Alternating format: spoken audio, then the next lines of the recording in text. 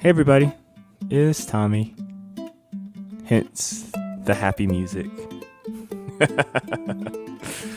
Hope everybody is doing well out there. We have a really fun and beautiful episode in store for you today.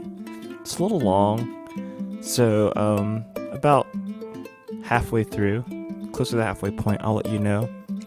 Also, in this episode, we mentioned a podcast that you should totally check out. And if you check it out, you'll get to hear today's guest, Joquina, on it. Because she was on Jen Kinney's new podcast, Story Power. Let me make sure I'm getting that right. Story Power Podcast. It's by our friend Jen Kinney from Speaking of Racism. And the premise is story is sacred, and when shared, it has the power to change the world. So it's kind of what we're doing here too, through an anti-oppressive lens. And so we're just happy to do this work in community with friends like Jen Kinney, with friends like Joquina, who you're just going to gain so much from today. I'm in awe that we get to do this work, even as we try to rest and get the episodes out in timely fashion. So we hope you enjoy this episode, and we shall see you soon on the other side, my friends. Be well. Hello, and welcome to Permission to Be. Let's hit him with the remix. Oh, well, y'all got to change that. Yes. What do we do? We leave our F-bombs in and... Let's tell some stories. As long as white people are bound, the people in power are bound, they're going to keep us bound to the same thing that they're bound to. Out of the overflow of the heart, the mouth speaks. And I think out of the overflow of the spirit, the body does. Challenge some narratives. Why is that the best that God could offer you? Mike made it very clear that he did not want to get any of these questions beforehand. So he is getting this question live, raw, for the very first time. This is... And I feel like art is the expression of the heart where words fail. Raw. Oh my goodness, I have tears. Oh, y'all are killing it. Unfiltered. I feel like that's gotta sound strange. Permission to be. Actually, my literary agent, when we were talking about what book might I write, he was like, I mean, A Black Man with Hope is an interesting book. Oh, shit. Hey, everybody. Welcome to Permission to Be. It's Tommy here. But you probably know that by now. If you have been listening for any amount of time, you know my voice. So I probably don't It's even have to say Who are you? Tommy Allgood is here in the house. I got Becca with me today. Hey. And we have the honor and privilege of having our friend Joquina Reed. I was going to say your full name and realized I was going to butcher it. So I'm just going to ask you to say it so that I can not butcher it. It's Joquina Reed. Joquina, that's right. Like Joaquin Phoenix, but my parents didn't know to put the A in it. They didn't know. They didn't know. Right. You educated us on this last week, and it slipped my brain, so I'm so sorry. Okay, no worries. I mean, I don't... Because you're Joquina to me. You're Joquina. Yeah, I'm Joquina to everybody. And, like, now that, like, legit, so, y'all, okay, so I did something that, like, this is how you know that I'm feeling myself. Because, like, I started to recently Google myself, right? And so it's like, ooh, your girl getting, like, you know, like, before I typed in Joquina Reed, no results. And I was kind of banking on my government name being my in case I do a crime name, and no one would know. But now, like, the two, like, I was like, never the two shall meet, right? But now it's like getting closer and closer. I'm like, oh. You gotta find a new crime name. I need a new crime name.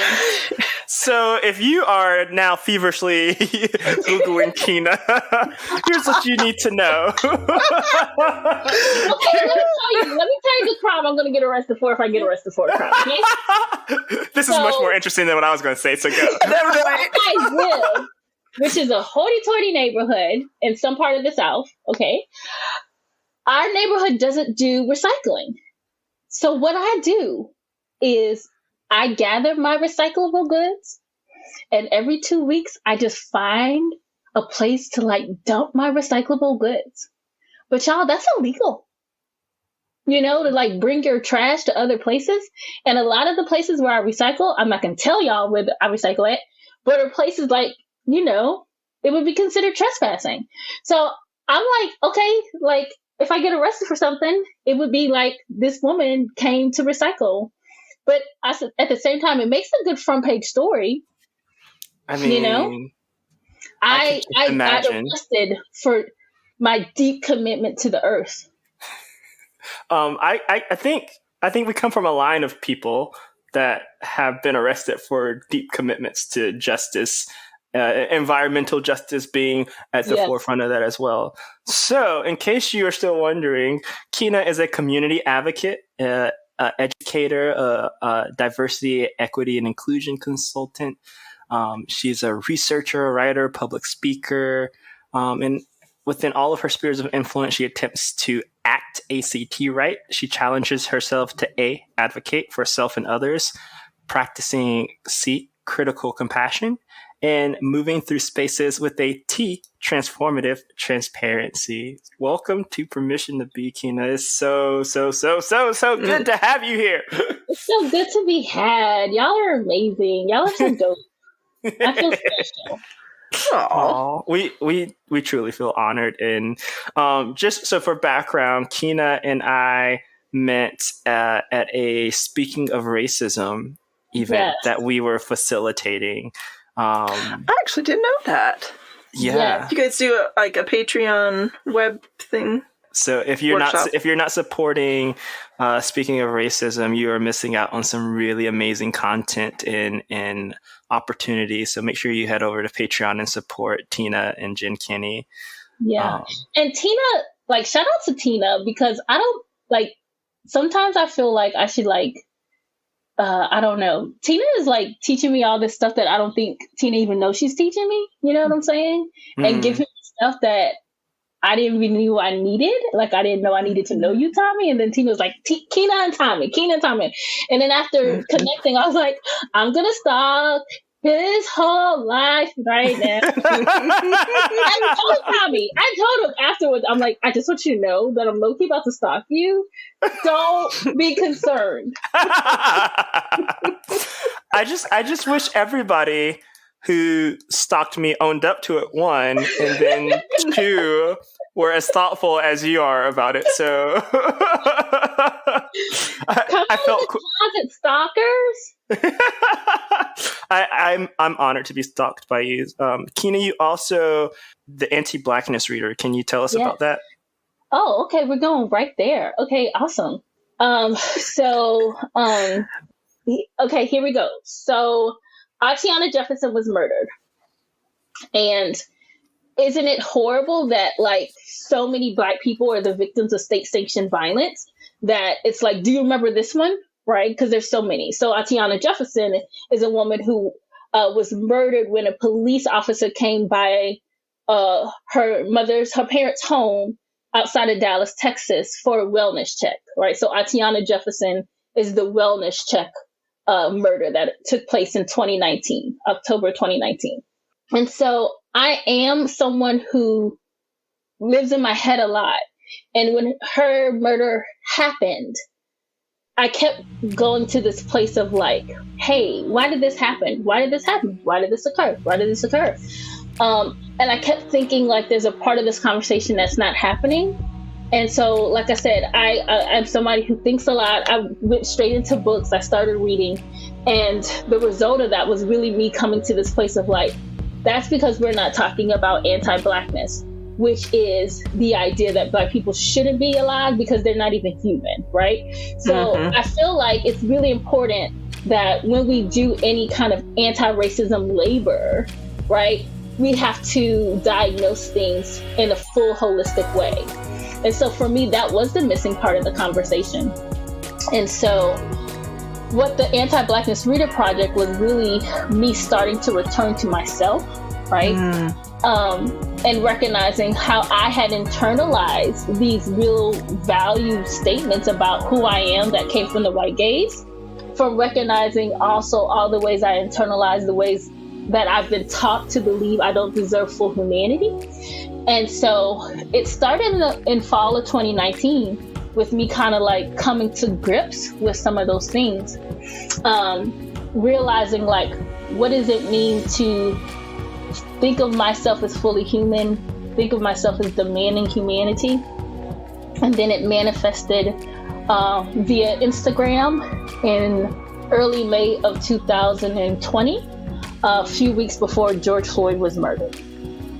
So the Anti-Blackness Reader Project is really a space for centering Black voices. It's a space for exposing anti-Blackness, however it shows up, and it shows up in so many ways. I did this, when I talked on Story Podcast, I talked about like how the Great Insurrection was an anti-Black act. And I think, when we frame it from that lens, it opens up so much more in terms of dialogue. And then the third thing that Anti-Blackness does is really try to lift up a place of like Black story and truth telling. Because that's where we find more than trauma. That's where we find joy, right? And so learning how to do that, and I'm not the first person to have that conversation, right? Like, how do we investigate those things, right? Both for real, both for absolutely impacting our material realities. But that's what the Anti-Blackness Project is. And I think even though those are the three major goals, I would say out there in the out on the sidelines is this giving people a model of what it means to say this shit's for us. Because I don't think we really know what that is.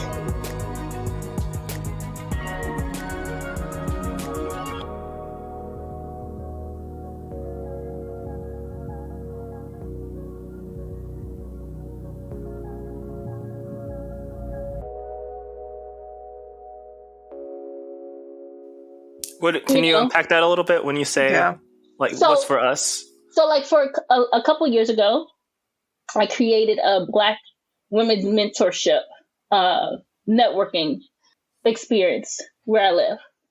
And for months before I launched it, I was like, how am I going to find ways to say why nobody else can come but Black women? How am I going to articulate this? How am I going to frame it? How can I promote it in a way that doesn't make it seem like nobody else matters, but like this is important? And that was hard for me. And I realized that was the first time in my life that I had made those demands. And outside of what I would call, let's say like historically Black colleges and universities, and outside of like networking organizations, were Black people really standing up and being like, oh no, y'all can't come in. You know what I'm saying? Like, if you really think about that on like an institutional and societal level, that really doesn't exist. No. Now we can say that there are spaces that only Black people show up because of like the environment, like Black churches. Yeah. Right. Or certain schools in the hood. Right. But even then, there's no sign that says only Black folks. Yeah. Well, even the schools is usually there's not choice in that with the current model of how schools are set up. And so to actively choose to create a space of safety away from the cultural explanations that people who are not in association with you or have had experiences like yours, that's seeking solidarity, which is uniquely human for us, right? We seek solidarity and we seek this relationality in relationships. And so it's really interesting. I don't think on the podcast we've explicitly broken down anti-racism. I think there can be this perception that anti-racism is all about Black and white, and is not, right? It really isn't. And so I love when we talk about you bringing out this missing component of anti-Blackness, because racism, it could be anti-Asian sentiment, it can be anti-Latinx sentiment, right? Mhm. And so we get to expand and really think about, right, what does it mean to be anti-racist, and expand the conversation, not just to focus on the dynamics that are prominent here in the United States of America with between our history with Black and white people, but understand how racism affects us at a broader picture. Yeah. And I think that people miss that when they talk about anti-racism. Yeah, and I would argue, and I feel like I say this in different spaces. Like, if anybody wants to come for me, it's fine. You know where to find me. Google Joquina Reed, apparently. But you as a counterphobic six girl, counterphobic. But I would say that anti-Blackness existed before racism, right? And I mean, Can you I have explain that? receipts on this, right? So, like, as early as the 14th century, right, when Europeans are like, gotta get on a boat, cabin fever. That's how I just explained colonization, y'all. Like, that's imperialism. There you go. Yeah. So they got on a boat, driving around, riding around, sailing the seas. And when they get to the continent, where everything is great, people are dope as hell. And they're looking around like, how are y'all so dope? Y'all are amazing. Shit, I didn't know people could do this. That was Africa, right? And then the way they start making notes about, like, our ancestors, right? So much of that journaling described us as not human. So then by the time we get to the 15th century, where there's much more widespread exploration and people are leaving Africa with more things, right? This is before they leave Africa with necessarily people, although there were people on those ships, but just like they started trading with the continent and, dispersing goods. And they're talking about our ancestors, like, again, furthering these claims that we're not human, right? Almost like they're seeing something otherworldly, but don't know how to describe it, right? Yes. And we so weren't then cultured in the way that they thought we should be cultured. Right? Like, you get what I'm saying? And so then by the time the 16th century happens, and now we start to see that illegal movement of human beings, right? There you go. The mythology of the not human African has existed for 2 centuries. So that's my argument, is that concept that Black people aren't human existed before racism. And let me be really clear. I always define racism within structures and institutions. Okay. Yeah. And I mean, I don't want to sit here and get into the demographics of that, because there's still people who define it personally, interpersonally. That's not what I'm here for. But for me, if we're always making racism an institutional, structural process, then yes, anti-Blackness existed before the institutions did, that would widespreadly, that would distribute that type of violence across multiple Black bodies.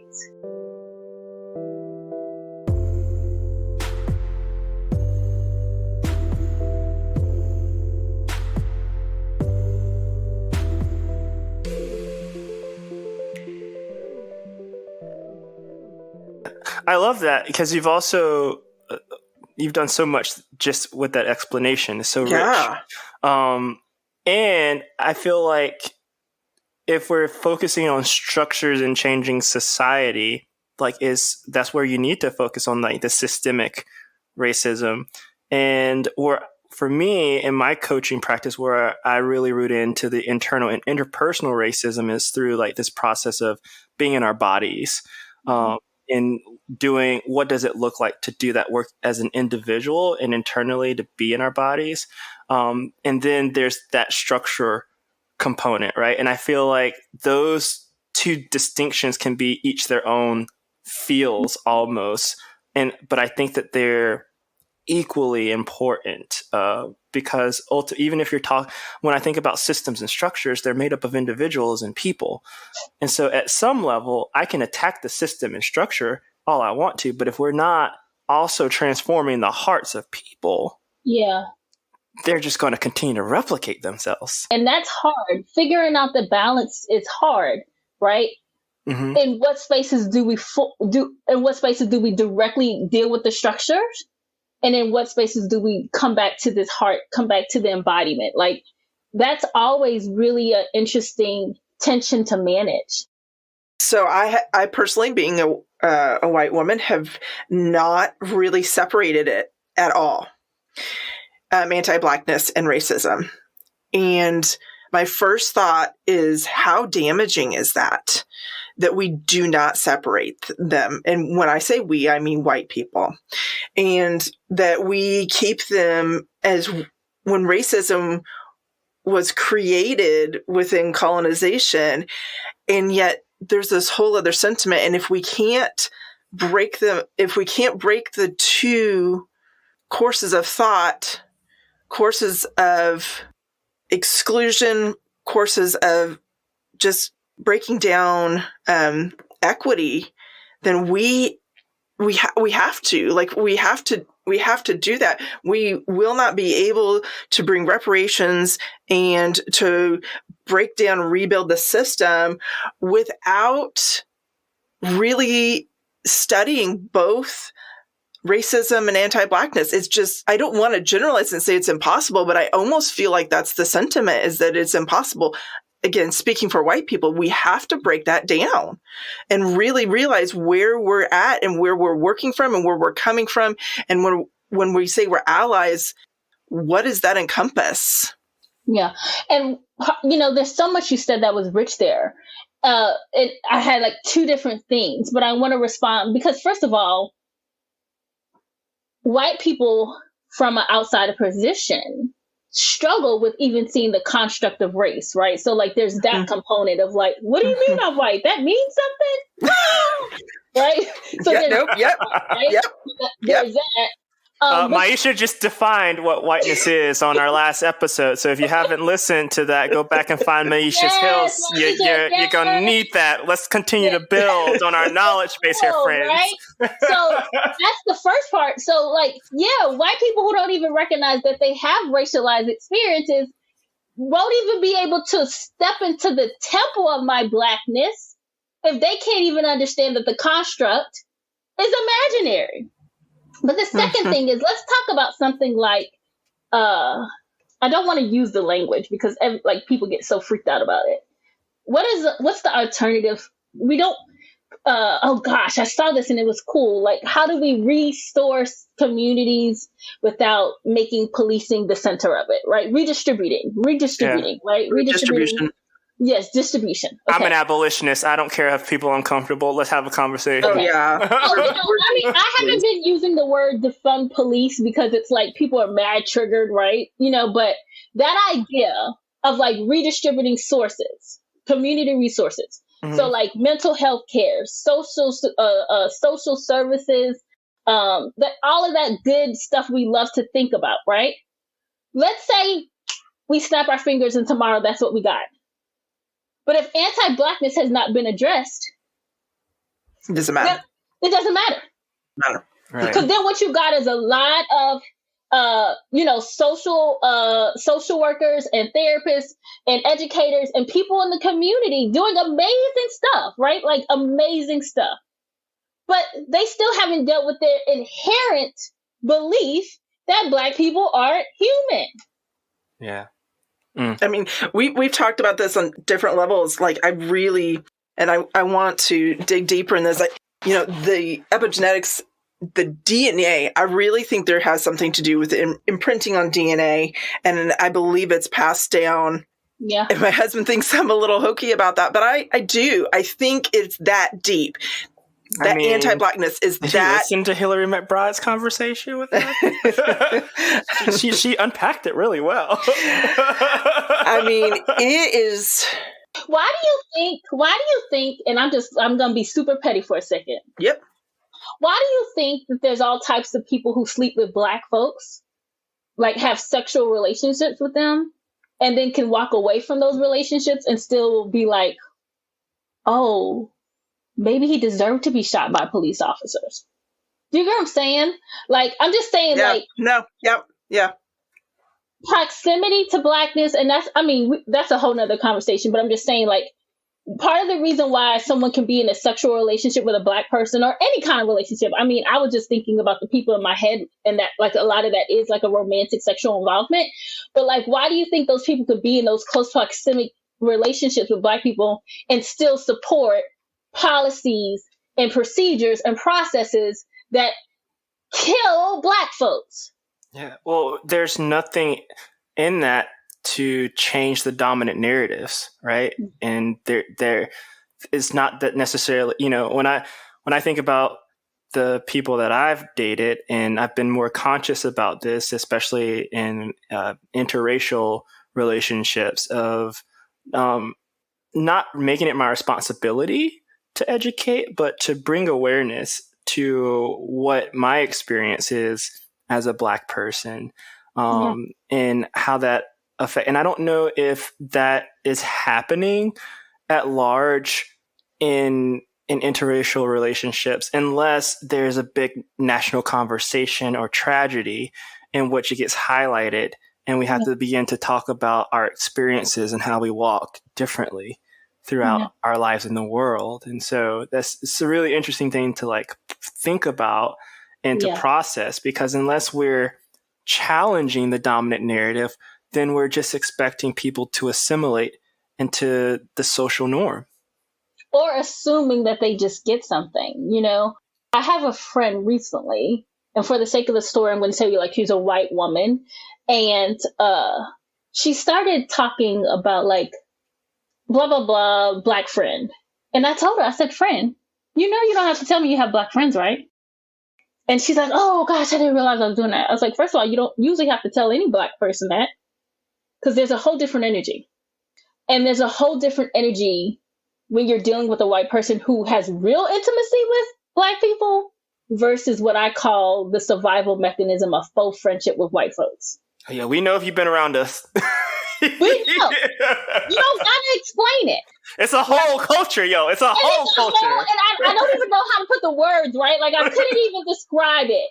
But I can be in a room with a white woman and be like, oh, she has real Black friends, not fake Black friends, because that's a thing. And I, sometimes I feel like I'm giving away community secrets. But that is a thing. Black people have learned how to create faux friendships with non-Black folks as a survival mechanism. Yeah. Yeah. So you have a lot of white people like, oh my gosh, my Black friend Tamika. No, you're Tamika's friend, but you're not, like, Tamika's your friend, but you are not Tamika's friend. Those are two different things. And so you can tell when a white person or a non-Black person has started doing the work to fully see Black folks. There's a whole different energy, just completely. It's so interesting that you bring that up, because in the world of vulnerability that we live in, and Mother Brene Brown, right, that there's this deep... Sorry, you called her Mother Brene Brown. Did you see my face? Because I'm like... right? I like Brene Brown, but I was just like... I mean, but, like, for I'm not referring to her as mother of Black people in that instance, but, like, white people is like, she's like mother of vulnerability to them, right? And so, and I just deep dive for a second. Yes, because what I'm not here for are people acting like these white women have, like, created some shit. Like, I just need to deep dive. I mean, yeah, okay, right. There's lots. It's because they're not listening until they see someone. We're not listening till we see someone with their same skin tone. Yeah. I think Dr. Shaniko had a really interesting perspective on where Brene's work is lacking. I think recently she's been digging into that a little bit more, and she's on her journey, and, like, I honor the journey and where she is in that. Right. And so I think, though, that women deemed white specifically, or those who subscribe to that line of vulnerability, often don't necessarily expand what it actually means to be vulnerable, right? I was working with a client, and we were processing that, and it was all about, well, it's me sharing myself openly. And no, vulnerability is this two-way street, right? And it's not just about you sharing, but it's also how do you listen? How do you hold space? Yeah. And so often we can tell because the difference because you walk into a room and you center yourself, like whiteness centers itself. It doesn't know how to hold space or act in authentic vulnerability to bridge these cultural connections and see us in our full human essence. Yeah. And, it's so crazy because it's not that I want to necessarily center whiteness, because we were talking about the anti-Blackness reader, right? But, I tell people with all violent systems, whether we're talking about heteronormativity, whether we're talking about anti-Blackness, whatever the violent system is, all of the people involved in it are harmed. And whiteness is so harmful to white people. And just getting to see that, it does not create space. Why can't we be vulnerable? Because we're not even allowed to fail. Whiteness, one of the major tenets of whiteness is failure is not an option. Perfectionism. Yes. And if you fail, bury that shit deep in the ground. You know what I'm saying? Yep. So vulnerability cannot be possible if you're not allowed to fail. If you're not allowed to celebrate failure. If you're not allowed to lift up what failure does to the human condition, right? Us failing lifts us up higher in a lot of ways than success ever does. You know what I'm saying? And critique the failure, right? I think the critique of the failure is massively important. And that's where we run into a lot of the, can't talk about fragility.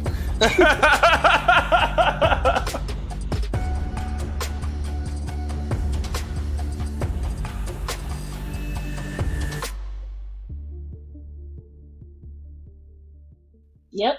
Oh. I mean, and that just points out the need for having a mentoring group that is for Black women only. Yeah. I mean, you've just completely laid groundwork for why it's so important, because it's not a safe space to be vulnerable. Right. The experiences aren't validated. They're often spoken over. They're often interpreted in ways with words that weren't said, in ways that weren't meant. And so it creates this sense of safety and community in which there's no need to show up in a certain way. It's just you can come as you are. Yeah.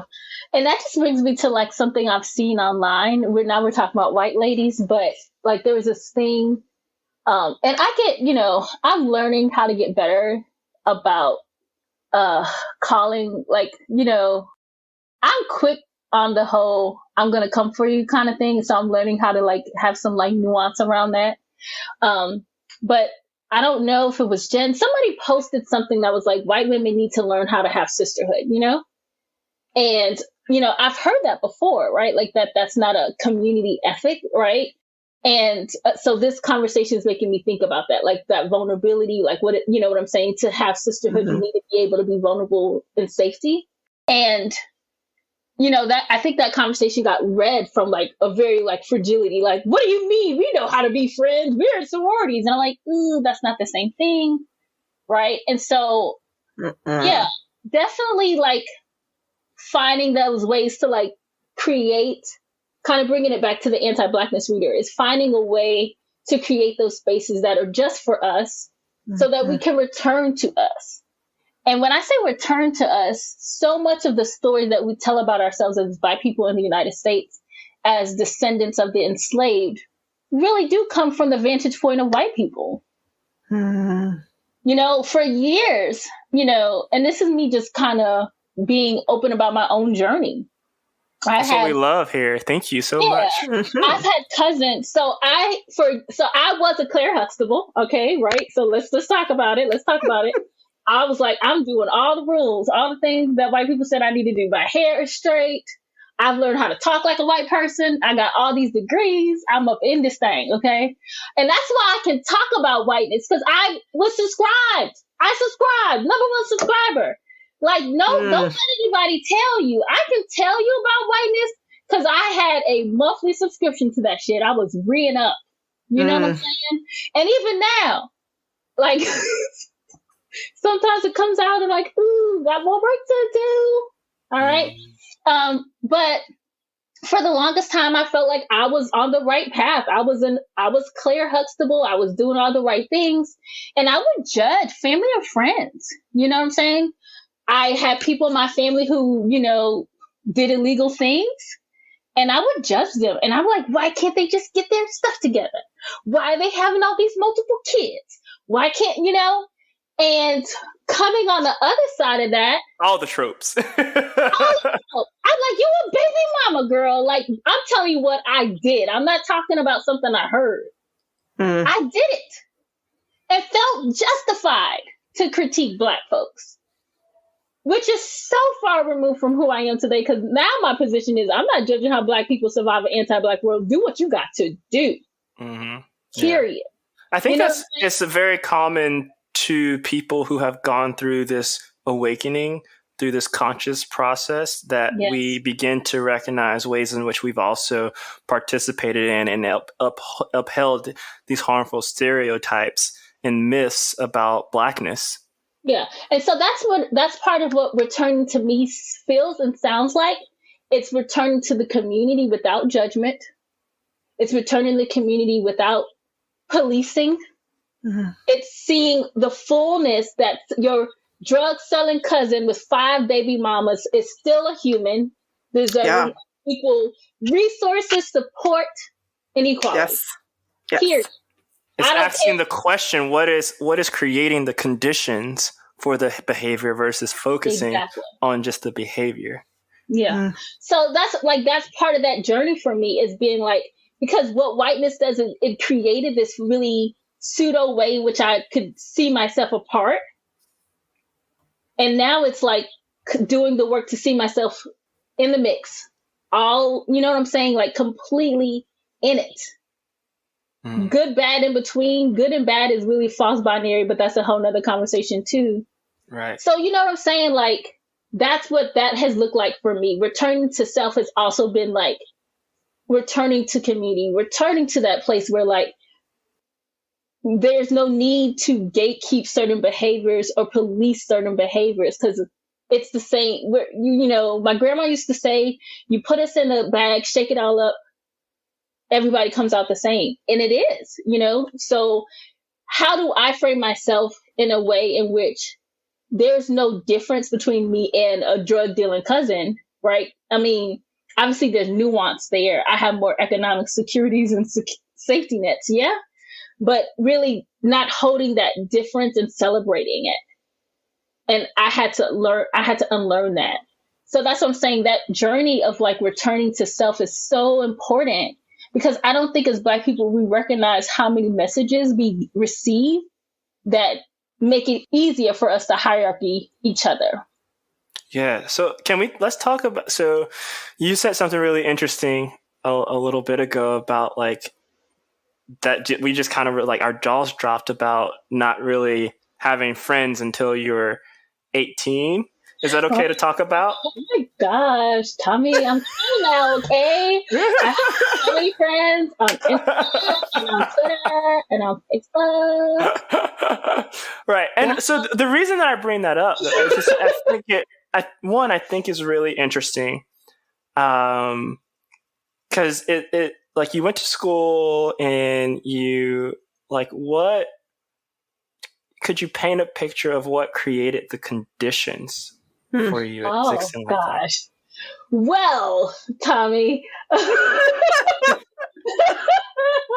Welcome to Permission to Be Therapy. I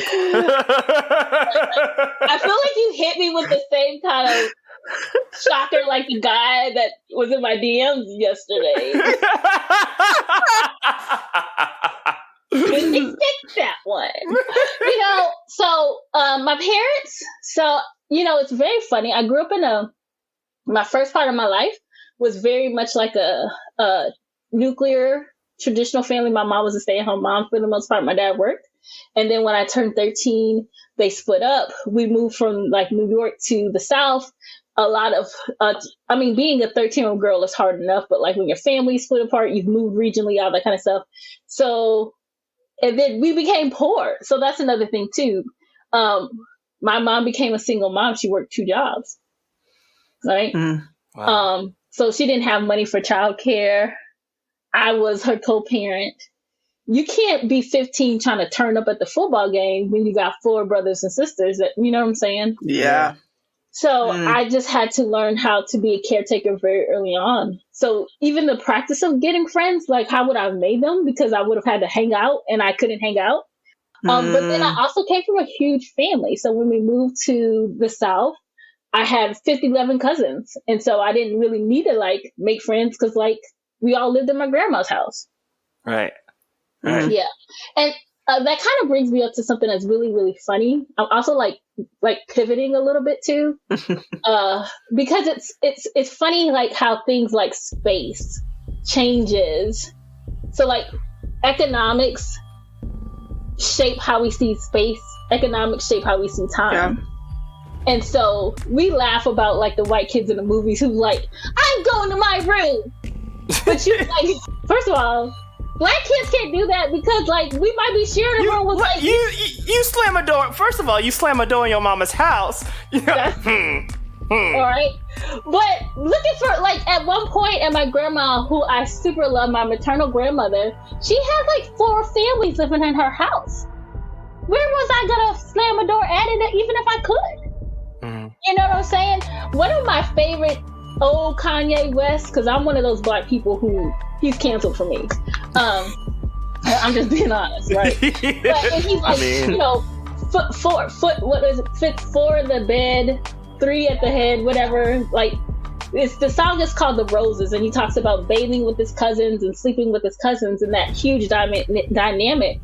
And we celebrate that dynamic, of course, but that dynamic was created because of generational poverty. Yes. Yeah. Yes.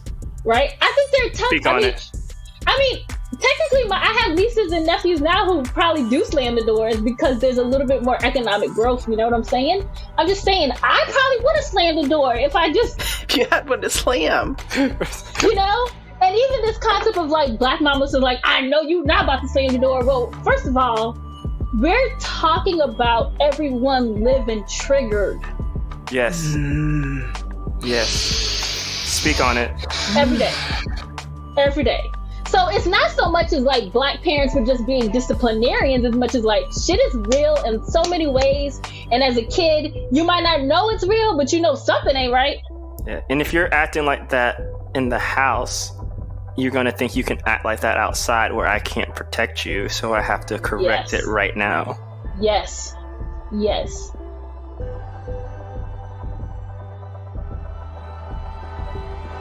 All right, friends, we'll call this our halfway point. So if you need to take a break, make sure you come back and finish out the goodness in this episode.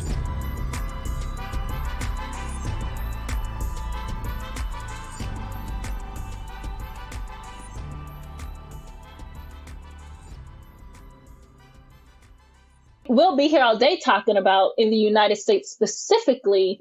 That's why I had this new revelation about a month ago because I'm reading this another amazing book. But share it with us. What book are you reading? Yeah. Okay. It's by Diane Stewart. It's called Black Love, Black Marriage. Okay. I think that's the title of it. And it basically talks about how the institution of the enslavement of Africans has impacted like Black relations today. So that's the book. But you know, I just got to this point about, like I said, about a month or so ago, where I'm like, Black parenting is revolutionary because what Black parents are doing, whether they're amazing or not so amazing, whatever the scale is parenting in a country that never intended them to do it, period. That is full of anti-Blackness. Yeah. Anti-Blackness, the heart of enslavement was about treating Black children as cattle. Yes. Black people weren't in consensual relationships. They were giving resources for breeding to a certain extent. For the economy. For the economy. Not to say that they didn't attempt consent, right? And there were consensual relationships to the extent that the environment would allow it to. But the country never, and this is not just enslavement, right? Because we could talk about the prison industrial complex all day. Oh, yeah. America is a country that is actively, I'm going to say that again, actively finding new ways to keep Black parents from parenting their children. Mm. Mm-hmm. So with that being said, if you're a Black parent and however you show up, it's a revolutionary act.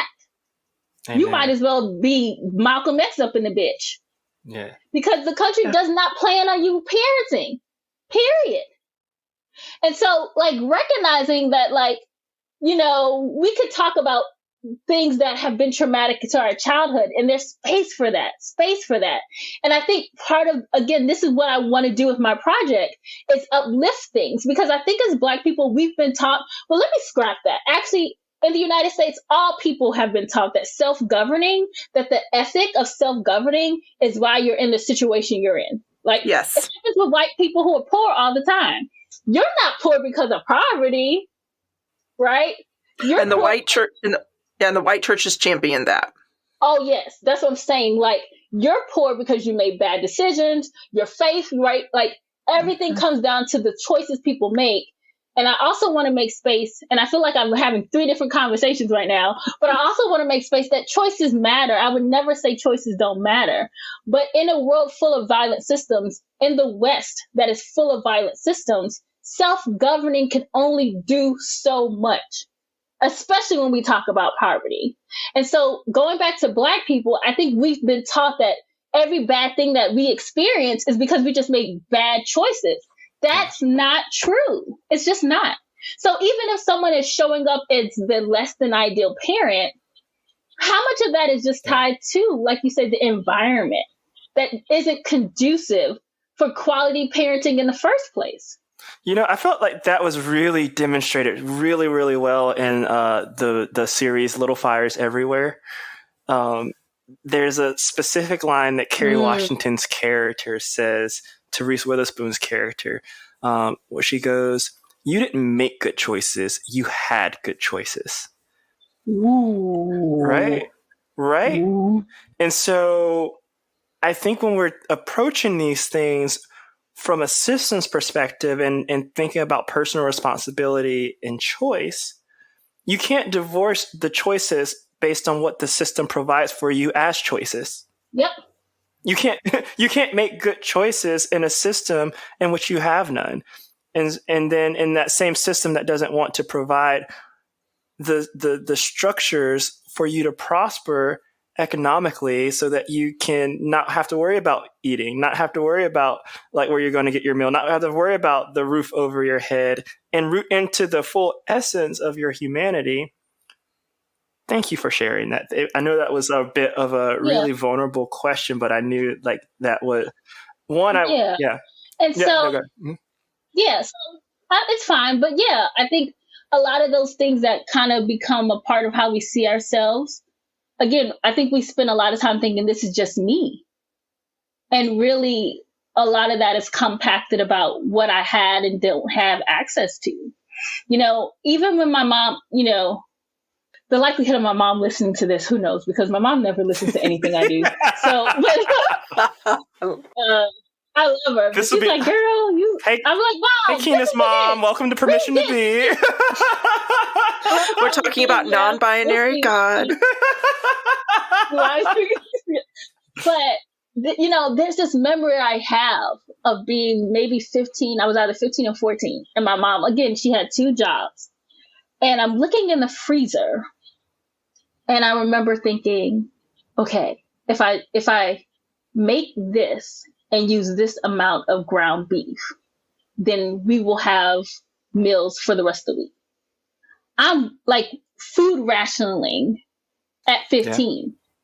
Yeah. Is there any wonder why I can't do the thing that we talked about earlier before the call?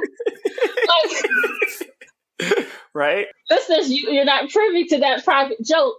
But because there's a certain amount of like relaxed safety vulnerability that thing takes. Yeah. Right. Absolutely. For the audience, you'll just have to be in confusion. But what we're talking about is being in our heads. So we have to, it's so interesting, even going back to, you know, I love that private joke and that we have it like for all of eternity on the audience. Tried really hard not to lose it. Everyone's like, what can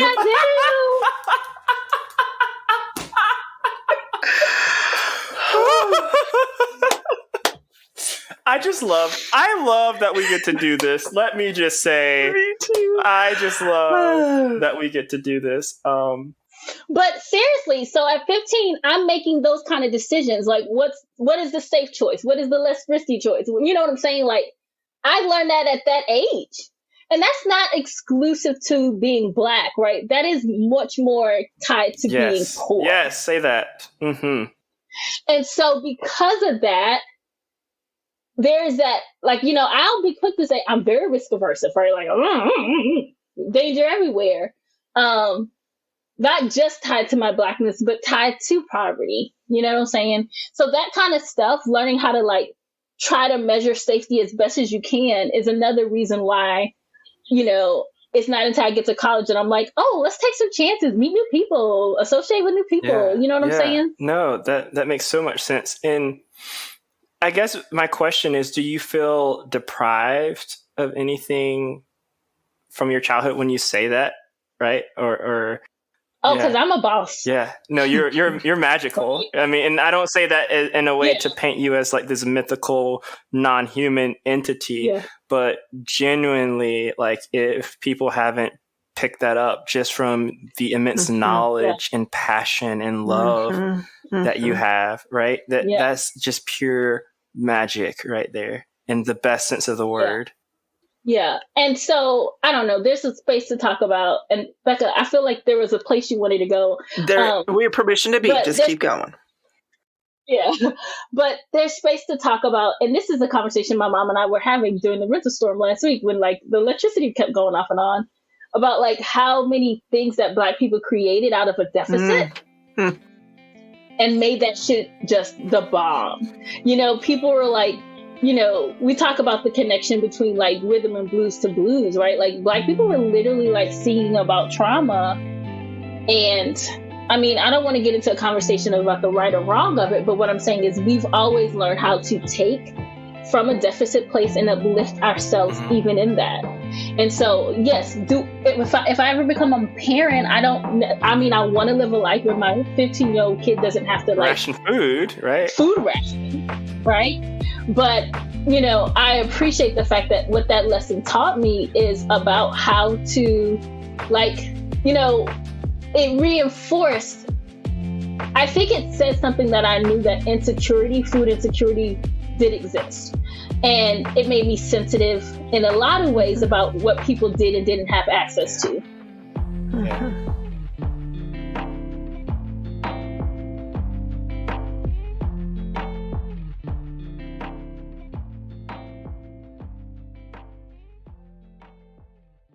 I tell people that for me, the ultimate goal is shared humanity. And so that means that we live in a world where nobody is centered, that hierarchy doesn't exist.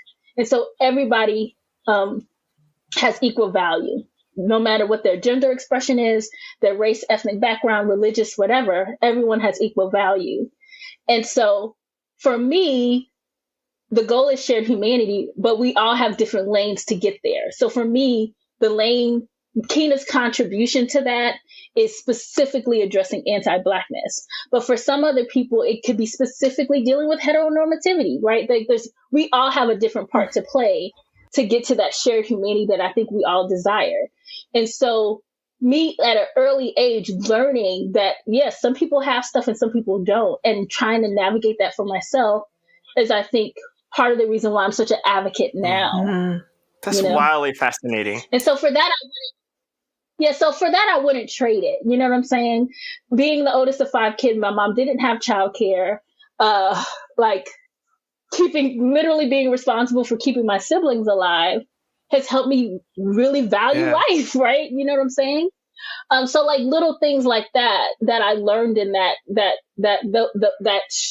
pressing is so vital. And I said, I wouldn't trade it for nothing. And it's just really interesting though, that we often, the ways in which our systems force people into behaving, we then go and criminalize that behavior. So I'm just thinking about social services today and how people might look at a situation or a Black parent or a parent of color and automatically make assumptions and judgments and like, oh, that they're a bad parent, and they're just seeing that one particular moment in time without any context or understanding of how this parent has had to exist and function in the world. So that is what you're doing in the spaces that you're providing to process that is just a gift.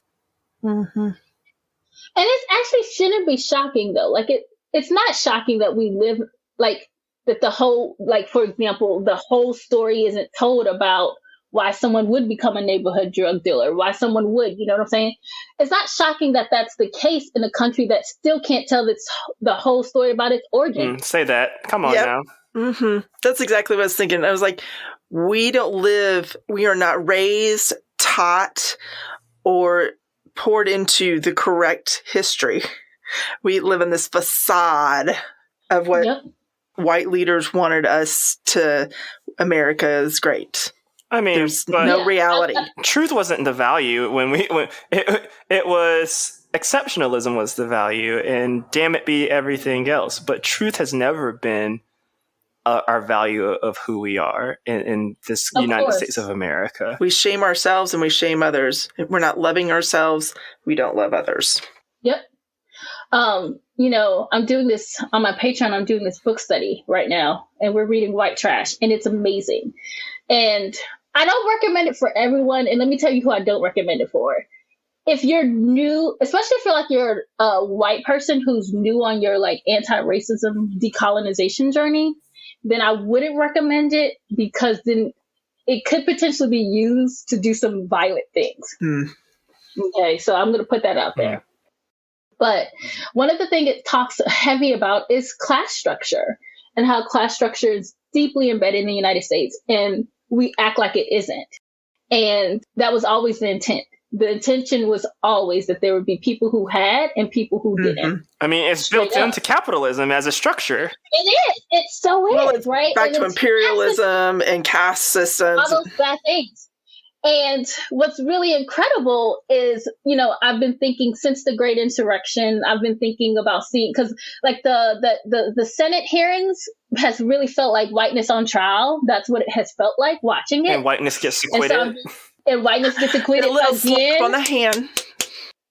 Again, right? That's why last week when, my mom was like, we were talking about Texas and all these people, I was like, heads need to roll,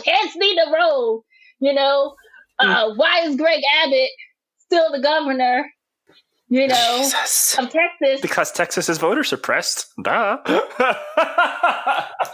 Shout out to Brittany Cunningham Packett, or is it Brittany Packett Cunningham? Yeah, Brittany Packett Cunningham. It was like, Texas isn't blue, it's suppressed. Yes. I was like, sis, come through with the truth. But for white people especially, what would it mean? And this is the mic drop moment, okay? And even if it isn't, I'm still going to pretend it's a mic drop moment. But white people have been taught that everybody else is it's fill in the blank. It's those people. They're taking our jobs. They're doing this. They're taking our scholarships. But really, it's white people hurting white people. And that's always been the design. But how deeply heartbreaking is it when we find out that the people who betrayed us are the people who are most like us, are the closest to us? Like, we're talking about this big lie that people are talking about, like Trump's like big lie. But I want to see white people talk about the big betrayal, the great betrayal, which is your forefathers and your foremothers set it up where white people could equally be disenfranchised, transient, experience food insecurity. Like, that's what y'all, like, in addition to all the shit white people got to do, y'all got to get to that. Like, y'all have to get to the great betrayal. Nobody else did this to us. George Washington did it. Thomas Jefferson did it. Alexander Hamilton. Alexander Hamilton. They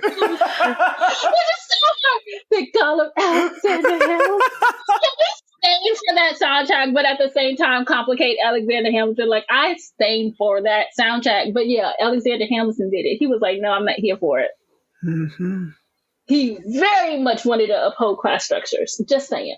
Yeah. So if we could get, so anyway, I'm just saying part of that anti-racism work is also like looking at the class structures that have always existed to disenfranchise all groups of people, so many groups of people. Well, you can't, one of the ways that I've rooted into teaching this is, specifically in this country, we need to start with a class analysis. But we won't fix our class analysis if we're not aware of how race, sex, gender, sexual orientation all act as points of stratification to continue to maintain class division. And who gets to move up and down those lines. Yep. And why that, and not only is that important, Tommy, but we really need to lift up. And again, I'm not saying I have the perfect language for this, right? But we've got to kind of grow some muscle around specifically talking about in the United States, right? I'm giving this a United States context, is the very ways in which First Peoples and Black people were specifically and strategically targeted for the foundation of this country. Yes. Right? So that's another thing. That's why the anti-Blackness conversation is also equally important, is because the oppression is equally important in discussing, but how it manifests is very different. At any point in time, I can give you 5 reasons why the feds owe me a check. We talk about the sweat equity in the White House alone. Are you serious? IRS should never have a conversation with Keena, except for, Keena, here's your monthly check. Come on, speak on it now. Bring them reparations. What this looks like, y'all giving me a bill. What is it? This is like, see, this is another crime, potential crime. Got to get that third name. You got to get that third name. Girlfriend is in jail for tax evasion. It don't look right. It don't. It just don't. Yeah. Like, I should never pay federal income tax. My people built this shit for free. For generations. Over generations. Yes. Y'all don't want to get into my reparations plan because I got one. And it includes never paying federal income tax. I'm willing to pay sales locally. That's about it. Because that makes sense. I'm a part of the local community. Great. Especially if I can recycle for free and not like have to do it illegally. But federal income tax? I would love to be able to pick where my taxes are allocated, quite frankly. Like, put it all into social programs, defund the military, defund the police. If we could do that, y'all, right? If we could, like, as a country, pick where our taxes were allocated. That Mason-Dixon line, ooh, I would hurry up and move. I would. Because y'all think about where I live. Y'all know where I live. I would move tomorrow. I'm like, I got to get the hell out of here. Speaking of that, can you talk about what was the culture shift moving from New York to this deep South? I wondered that too, especially at 13. Oh gosh, that's probably part of the reason why I didn't have friends. Because and that's why I asked the question honestly, because I wanted to like, did it have any connection? I was like, please talk about your deep-seated childhood trauma. Please. I mean, you can ask me something and I'll be vulnerable and revealing too. So we're open books here, so it's not just spotlight on you. But. Well, you know, so, okay, I don't code switch, right? And I've had a lot of Black people be like, girl, you don't need to. I mean, I know it. Yo, I'm dead. I'm dead. I get it. I would disagree. I think that there's different degrees of code switching, and we all code switch to navigate safety. But this is me. But I'm telling you, this is me not code switching. Okay, that's another conversation. So I know I was just about to, and then I was like, nope, let's keep going. I have a list of conversations because we already know Keena's gonna be back. Keena's now a friend of the pod. I am not judging Black people who code switch because how you secure the bag is your business. So I want to make sure I put that out there. If you got to sound like Michelle Obama to keep your job, then do what you need to do. Say that. So when I first moved to the South, Like it was deeply traumatizing. So it's the first time that I ever heard, like, had people literally call me the N-word. So there was that. Like, this kid did it. His name was Chad Holden. I don't care. I'll say the last name. Everybody find him on Twitter. Get him. Go get him. Are you still a racist, Chad Holden? And if you're not, reparations. Oh my gosh, what if Chad Holden's like living his best life with his like black wife or something? He's like, oh my gosh, I changed. Anyway. You can have a black wife and still be racist and still prop up and black children and still be racist. You can have black children be hella anti-black. Hella anti-black. So Chad Holden, like, one day I was in the lunchroom and I made a mistake and skipped him, and I really did make a mistake and skip him. Like, I didn't even have friends to skip folks, and he was like, get out of the way, N-word. All right. So there was that dynamic. And then I had black kids I went to school with who were like, why do you sound like a white girl? And they called me like Oreo and all those things. I was like, I don't understand. I just want to make a friend. And so there was that I resonate with that deeply. Well, if people haven't noticed, right? I get, you're so articulate, Tommy, from so many people. And which is so rude. Like, can we say that out loud? Like, can that just please be widely distributed? That no one should ever say that to a black person. Like, just stop. Like, y'all are not helping the cause. Nope. It's like, you think I don't know I'm articulate? It's for a reason. Well, I also wondered for you, you had all that speaker training in the Jehovah's Witness church. Yeah.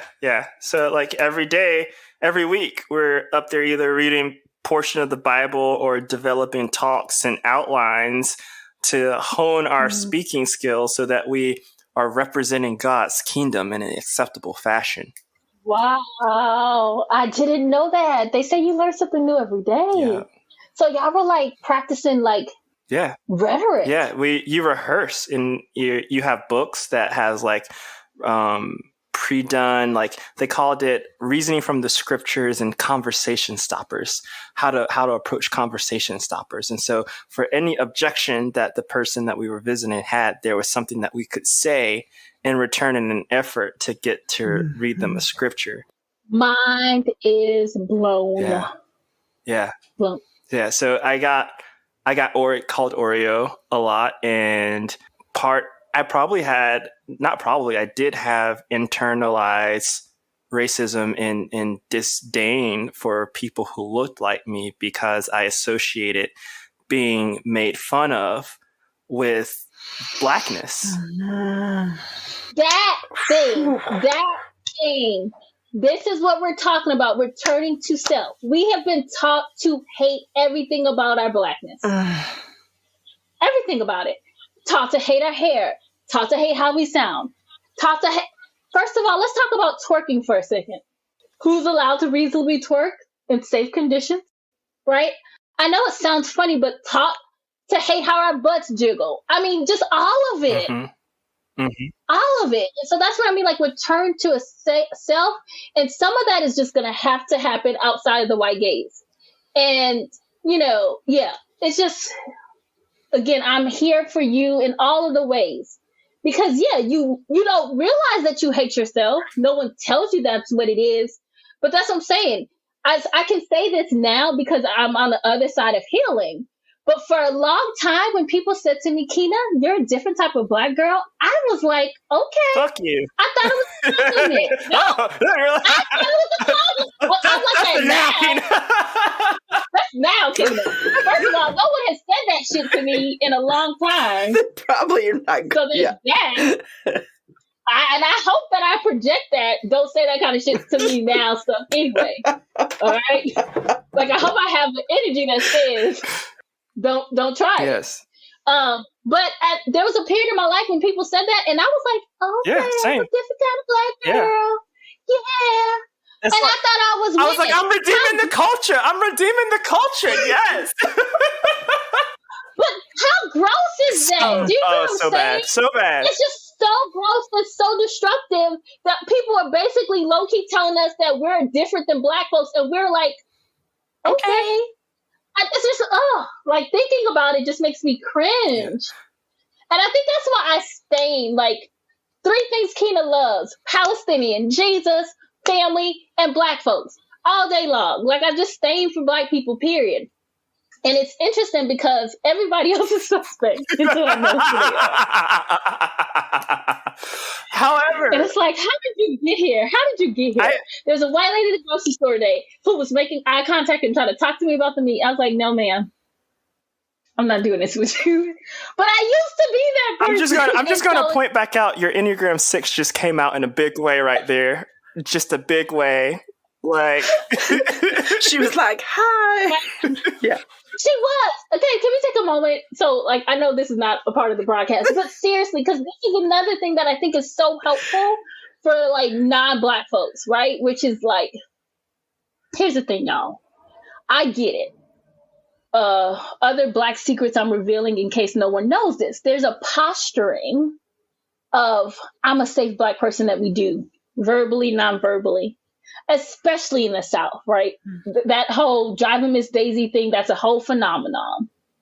So what are the things that I can do to let people who are white around me or people who are Black around me feel like I'm not a threatening Black person? So in the last 2 years, I've really, again, part of my own decolonization stuff is I've had to think about, what do I owe people? Right? And that's not just whiteness. That's also within the paradigm of toxic masculinity and patriarchy. Speak on it. I don't owe a now. Speak on it. I don't got to smile at you, sir. Yes. And so the same thing with white people. So she's sitting here trying to talk to me about the meat. And I'm like, first of all, I need you to back up because there's 4 strains of COVID out here. Right. Social distance. But she's like, yeah. And honestly, there was this look she gave me. And I mean, who knows? Who knows? Who knows? But it looked like she just really couldn't believe it. Like, she made 3 attempts. And I was like, yeah. You know, and I mean, the first thing she said was like, these are some high prices. And I was like, and that's it. Like, that's all the energy I had. That's it. I'm not doing anything else. What you trying to say? And, right. Well, first of all, she was just trying to say we in this economic situation that is America. But, you know, it's just like, we all out here, you know. But, yeah, I was like, you know, and so, and that's not the first time that's happened. And I think, to a certain extent, white people are shocked. So, again, this project is really about also cultivating a space for white people, because lots of white people, well, I don't know, lots is relative. There are people who are part of the Anti-Blackness Reader Project who are not Black, and I love it. I'm here for it. Because part of the things that those people need to learn, white people need to learn, is how not to be centered. So, how to come, be present as a guest in the space, but not censored. It's a good muscle. It's a good muscle that needs lots of work. So I had an elder tell me. I'm talking about mine too. I'm not excluding myself. I just. I mean, I've had an elder, a Black woman elder, tell a couple. It's a year and a half ago now. Bishop. I hope we get her on the podcast, but Bishop Tanya Rawls. I was wondering if you're going to say her. She gave me a beautiful, beautiful advice. And she said, she looked at me, she goes, "You're young and you're smart and you know your stuff. But just sit in a room sometimes and don't say anything and watch what you learn." And I've never forgotten that. And I will never forget that. So often I feel like I have to take up space or give an idea or be in the center, and to have that elder wisdom to tell me to cultivate that muscle of discernment and wisdom. Yes. Yes. I would say it's so important for white people entering into spaces that don't look like them, to cultivate that muscle of discernment and wisdom, and just shut up and listen. You will gain so much. Especially because the world we live in doesn't really do that, right? Like, the world we live in doesn't really create that many opportunities for white people to be the only person in the room who's white. Like, that's not a real reality for most white people, I would say. Yeah. Yeah.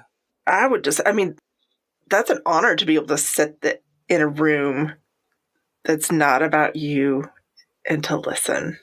I want white people, us to learn the value of having that ability to learn, that invitation in. That's sacred. Yeah. And that will lead you to having a real Black friend. Ooh, we have come full circle. Look at that. There you There go. you go. So, She brought it.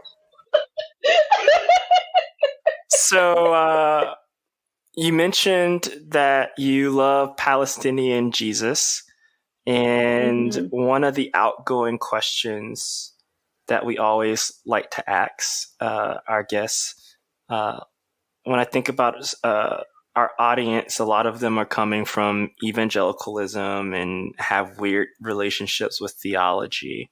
And some of us are going through this reclamation process where, like for me, merging Christianity and Buddhism in my spiritual practices.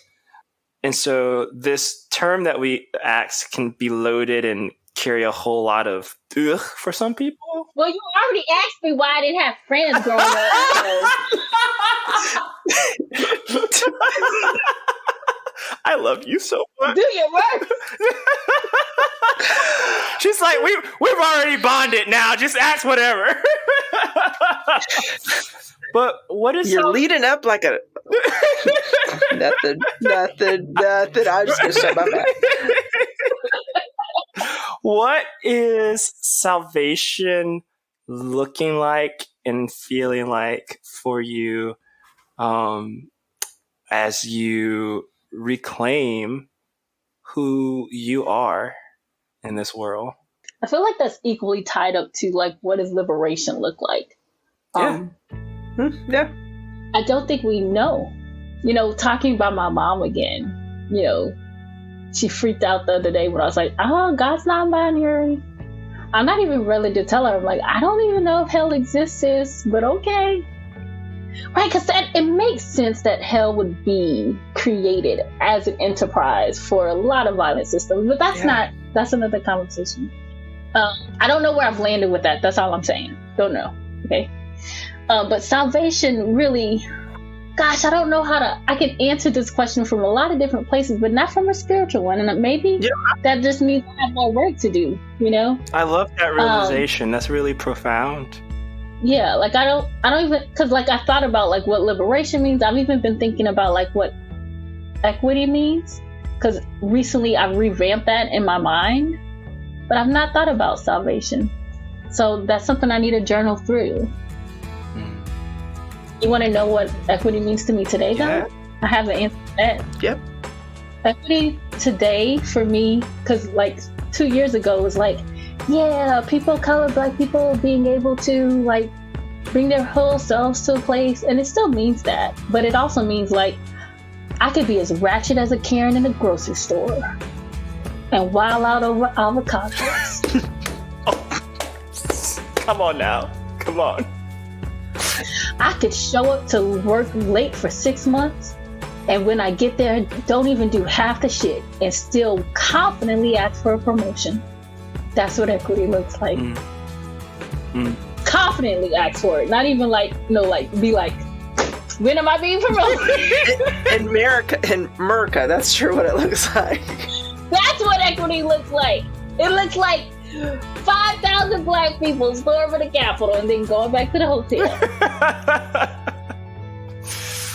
Kina, this has been an honor and a privilege. Oh my gosh, right?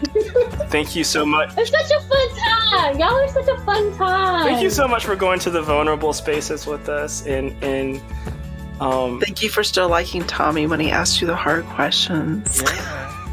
Yeah. It's fine. It's, you know, again, when you come to the other side of something, you know.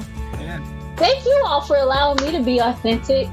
Now you all know things about me that some people don't know. And well, what's beautiful is I experienced this as a revolutionary act, as an act of liberation, when we're able to show up and tell our actual story, our whole story, and share our whole self. And so, wow. Shout out, I was supposed to say, shout out Hannah Naomi Jones. Is so amazing in that regard. She's taught me a lot about storytelling and authenticity. So I really appreciate that. Yeah. And so I just want to really express my gratitude for you showing up for this revolutionary act, this act of resistance. And when we show up like this, I do believe we're not just breaking down structures, but we're transforming hearts. Yay, I love that. Yeah. So tell people how they can contact you, and we're out of here. Google Joquina Reed, Joquina.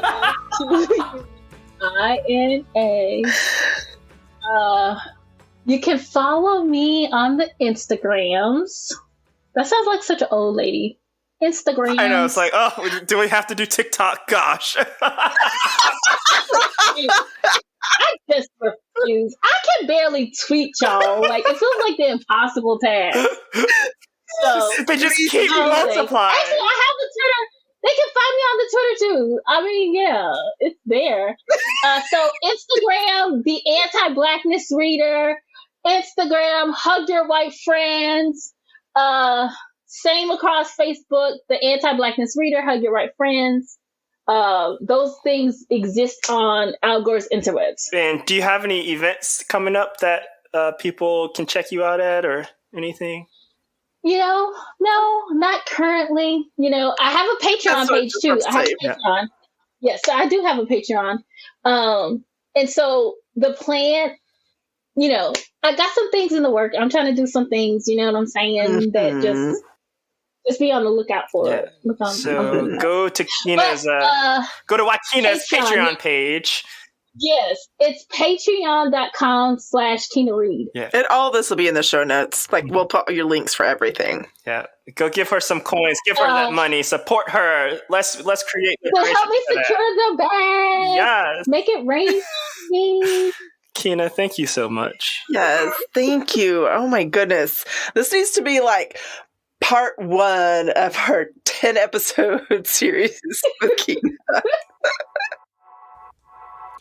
Yo, that was our show. Thanks for listening to Permission to Be.